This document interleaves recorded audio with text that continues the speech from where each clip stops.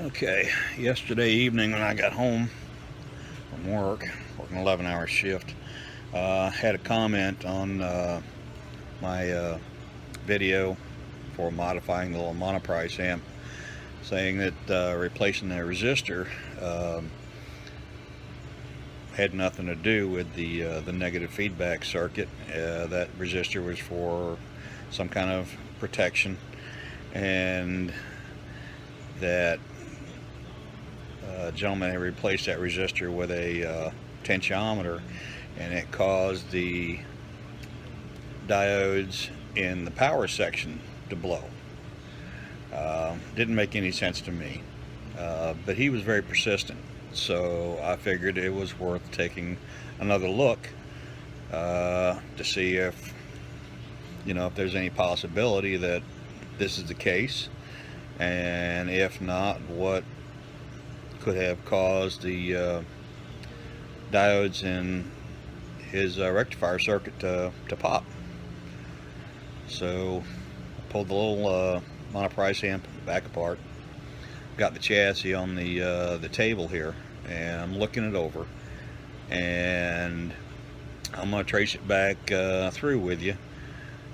The resistor is not directly in series with the feedback circuit, but it does affect the feedback circuit. I've had responses back that yeah, it works, and I know because I did it and it's worked for me, but I want to see if I can figure out why putting a potentiometer in place of that resistor could have caused his diodes to pop. So we'll go from there and see what we can figure out.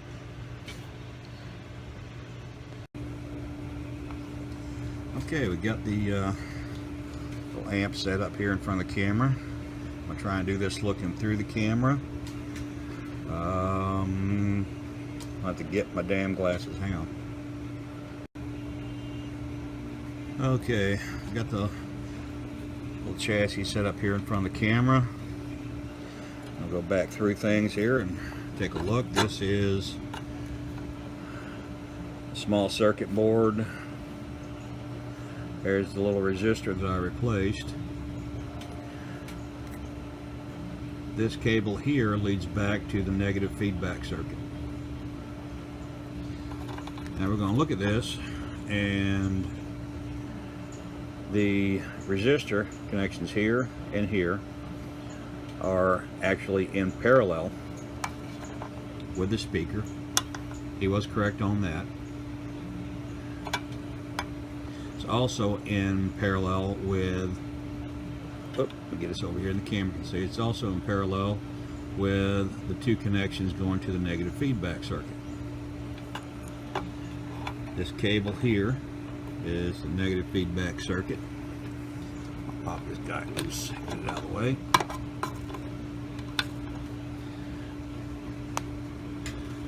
So we have this connector. One side goes straight to the ground strip here. The other side comes out on this little trace. We can follow this little trace along. Let me move things around here. I did this once. Little trace goes under all of these little components. Comes out here, goes to this resistor. It's a 33K resistor. That is your actual negative feedback resistor, and this travels on. Of course, this cable's going to be in the way. This travels on along this. That's why I hate using this phone. Along this trace, goes to pin 3 of the preamp tube, which is a cathode. There's also another trace going to the pin 3 of the tube. Runs back along here under this capacitor and comes back over to here which appears to be a 15K resistor. That would be your cathode resistor, and that in turn leads back to ground. Now, from everything I can see here, there's nothing in replacing this resistor that would cause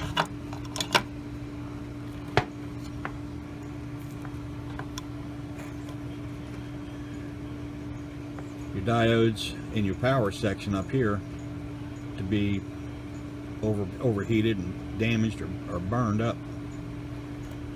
In order to do that, in order to burn up these diodes, you need to create some kind of a short from your B+ voltage back to ground, which I really don't see how that is possible, given that this whole feedback circuit and the resistor we changed, all that is tied into the secondary side of your output transformer. Even if you shorted these two wires together, just flat out shorted them together or shorted them to ground, I don't see how that would damage the diodes in your rectifier circuit. The only thing I can figure, I could be wrong, the only thing I can figure is the way the potentiometer was installed must have somehow created a short from the B+, from the B+ side of the output transformer to ground. That's the only thing I can figure. So I'm going to put my amplifier back together with that in place because I like the way it sounds with the modification I did. There is one other thing I'm going to do to this amplifier, and that's because I want to get a little bit more of the overdrive at lower volumes. I went digging through my stash, and there's a 25 ohm 10 watt resistor. I had super short leads because it was cut out of a circuit, and I'm going to install this in series with the speaker to reduce the overall volume, so I can get more overdrive at lower volumes. And I'll do that, and we'll see how that works out. While I've got it apart, I'm going to look at something else. This is the speaker and speaker baffle out of that little Monoprice amp, and this grill cloth looks and feels kind of thick to me, and it's, you know, it seems to have an awful lot of fuzz built into it. Really don't much care for it. So since I've still got the grill that came out of that box amp, I think I'm going to transplant this grill cloth onto the other speaker baffle. I'm going to pull that speaker off there and kind of look through both claws and see if I'm suspecting what I suspect here. Okay, I've taken the speaker off of the baffle, and I've got this one from the box amp, and it's actually quite thin.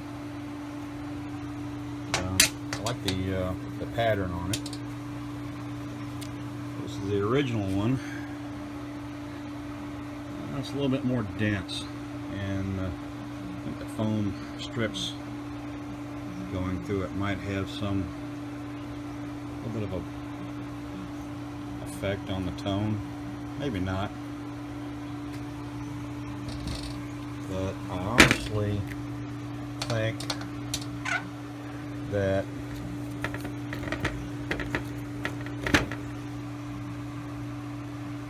a real cloth like that would be more attractive on that amp than the standard grill cloth.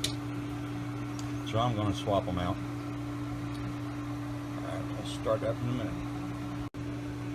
Okay, just so you can see how I'm doing this, I'm using a small screwdriver.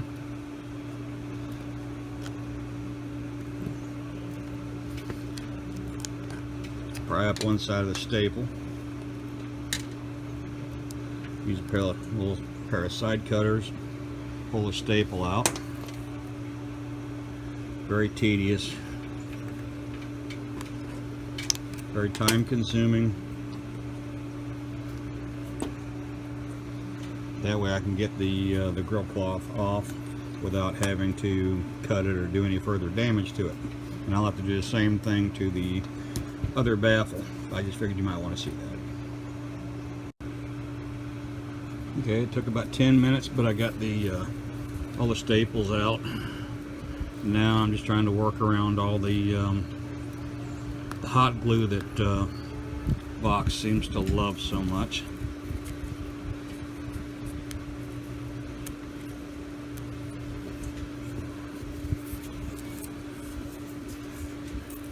Yeah. Thank you, Vox. Hot glue and cardboard. Gotta love it.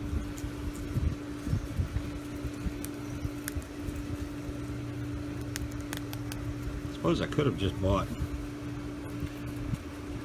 new grill cloth, put on the little amp, but I might like that.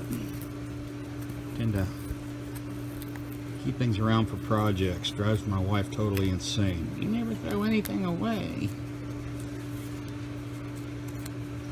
Now once I get this cloth off of here, this square piece of cardboard will get thrown away.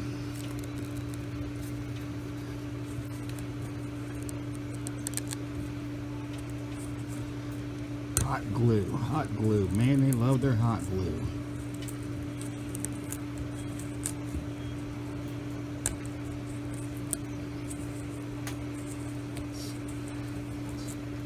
One of the ways things are built in China. Hot glue.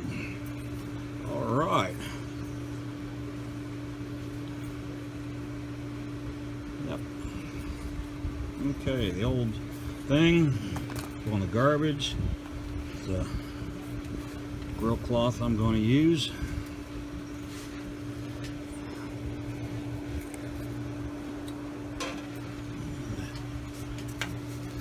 Now I get to start pulling staples out of this. Alright, I'll be back. Here's an interesting little tidbit. This heavier staple came out of the Monoprice baffle.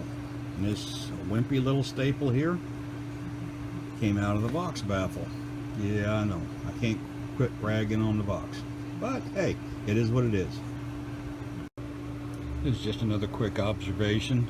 The studs that hold the speaker in place on the Monoprice amp, you can see that. I see it better than I can trying to look through this camera, but it's actually screws. They're backed with nuts, and the speaker goes on, a nut and a washer.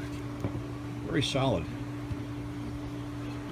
Just for the sake of argument, I looked at this old baffle from the Vox amp. They've got these stupid little half screw, half nail things that they pound into the cardboard there to mount the speaker to. So you go to unscrew the try to swap out the speaker or anything, any resistance at all, this will start spinning in the in that cheap fiberboard, and then you're kind of screwed. Just an observation.